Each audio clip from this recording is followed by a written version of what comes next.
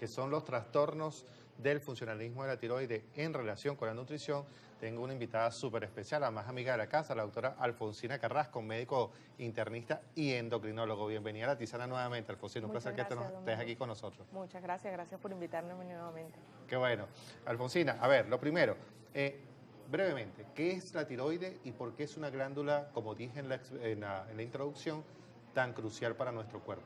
Mira, la tiroides es una glándula del sistema endocrino que se encuentra ubicado en la región anterior del cuello y que produce unas hormonas que son indispensables para el funcionamiento de todo el organismo.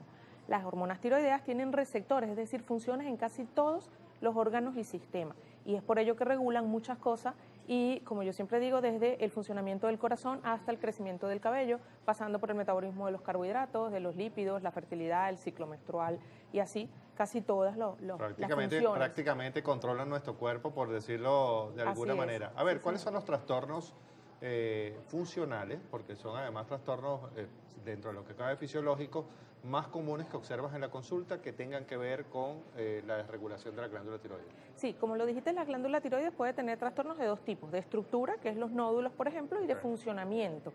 No necesariamente las dos cosas van juntas y definitivamente en consulta siempre son más frecuentes los trastornos de funcionamiento. Los dos grandes grupos de trastornos de función de la tiroides que conocemos son cuando la tiroides produce menos hormona tiroidea de la que debería, que es lo que conocemos como hipotiroidismo, o cuando produce un exceso de hormona tiroidea, que es lo que conocemos como hipertiroidismo. En líneas generales, la causa más frecuente de este tipo de trastorno es de origen autoinmune, es decir, es producido por anticuerpos que producimos nosotros mismos que hacen que la tiroides afecte su funcionamiento. Ok. Hay una regla probablemente, y aquí vamos a empezar a desmitificar un poquito la relación de la alimentación con estos dos tipos de trastornos, pero hay nutrientes que son esenciales para el correcto funcionamiento de la tiroides. ¿Qué nos puedes aportar en caso del zinc, del yodo, del selenio inclusive, que se han visto influenciados probablemente inclusive en redes sociales como que son los salvadores o de una u otra manera son esenciales para manejar la tiroides? ¿Hay una regla esencial de qué debemos comer si tenemos alguna desregulación desde el punto de vista tiroideo? Sí, ciertamente esos elementos que nombraste son esenciales para el funcionamiento de la tiroides. De ellos quizás el más importante, no porque los otros no sean importantes, sino por la cantidad que necesitamos, es el yodo. ¿Okay? El yodo es la materia prima, la fuente de donde la tiroides produce las hormonas tiroideas. Por eso es tan importante.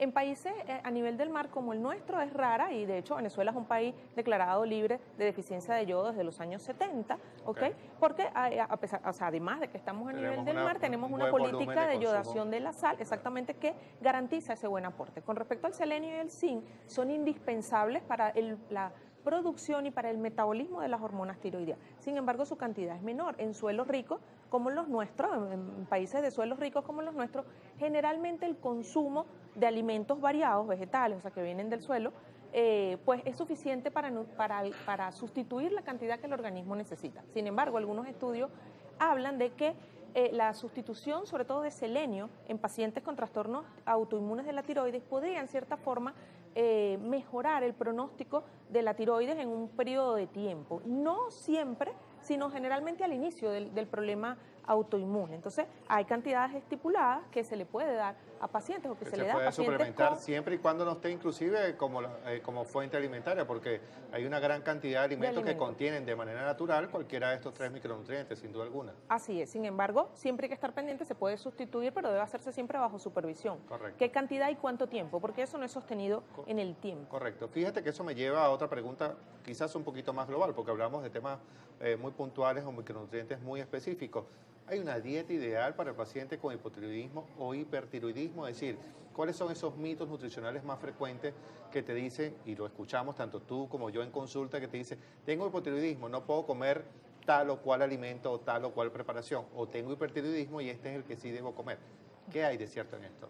Sí, no hay una dieta específica para personas que tienen problemas de la tiroides, ¿ok?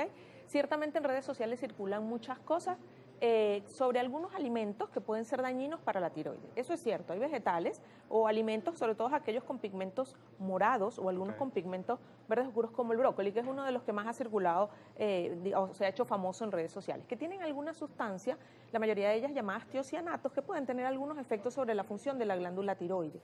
Sin embargo, la cantidad que deberíamos consumir de esos alimentos para que eso realmente afectara la función tiroidea es muy grande. De hecho, se estima que, por ejemplo, en el caso del brócoli, que ha sido un boom, deberías consumir más de 5 kilos diarios para que eso afecte la función tiroidea. Y siendo que el brócoli es un vegetal que más bien tiene infinidad de beneficios en otras áreas, y pues que no vas a consumir esa cantidad, nunca Exactamente. definitivamente vas a consumir esa cantidad para poder obtener los beneficios que pudiese prometerte. Entonces, entre los mitos está probablemente llevar una dieta balanceada, equilibrada en nutrientes, que yo creo que es más la carga calórica, además sustentada del estado nutricional del paciente, la condición clínica del paciente, porque tenemos pacientes con sobrepeso o pacientes con déficits nutricionales importantes, y por carga o por equilibrio nosotros probablemente debemos equipararnos. Otro de los mitos más frecuentes es el azúcar y la tiroides. Ahí. Por allí dicen el azúcar es veneno para la tiroides. Bueno, el azúcar consumida en cantidades excesivas es un veneno para todo el organismo de manera igual. Correcto. Es muy largo el camino, ciertamente en los pacientes con sobrepeso, obesidad, diabetes,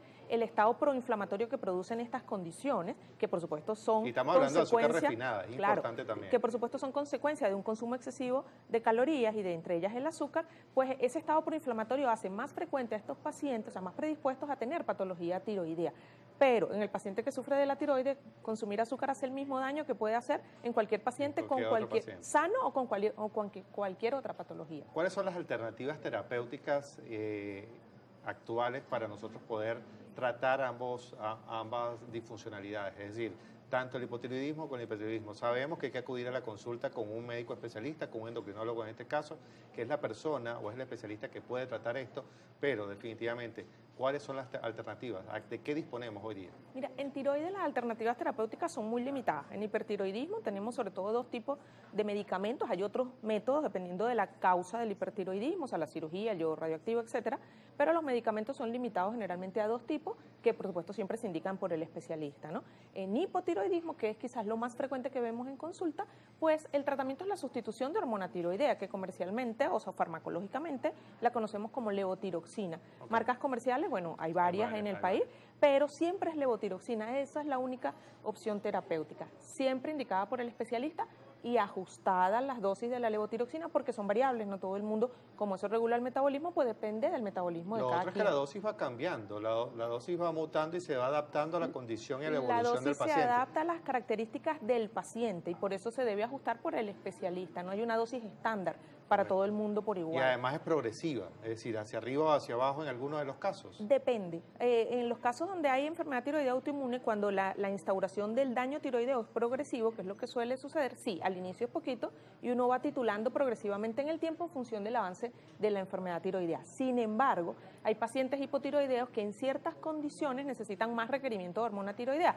Un ejemplo clásico, el embarazo. Entonces, las pacientes que toman hormona tiroidea cuando se embarazan, generalmente requieren mayor dosis durante ese periodo, que muchas veces después del embarazo vuelve a su cantidad previa al embarazo. En pacientes que suben mucho de peso o bajan mucho de peso, también, o en pacientes, por ejemplo, con una condición gástrica que disminuye la absorción, también generalmente es necesario ajustar las dosis, pero generalmente es propio de la característica del paciente. Extraordinario, Alfonsina. Tus recomendaciones finales y tus redes sociales para tratar este y otros temas y definitivamente dilucidado todo en cuanto a la tiroides se refiere.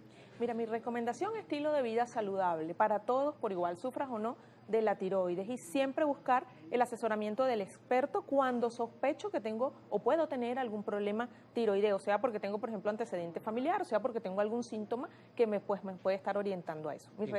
Importante no automedicarse, ¿no? No automedicarse nunca, ¿no? Okay. No. Mis redes sociales, @doctora Alfonsina Carrasco. Perfecto. Oye, gracias por acompañarnos el día de hoy. Recuerden que a mí pueden seguirme por @domingoporras en Instagram. De allí los voy a llevar al resto de mis redes sociales para seguir compartiendo información de interés nutricional que les sea de provecho. Feliz y bendecido día. Vamos a la pausa.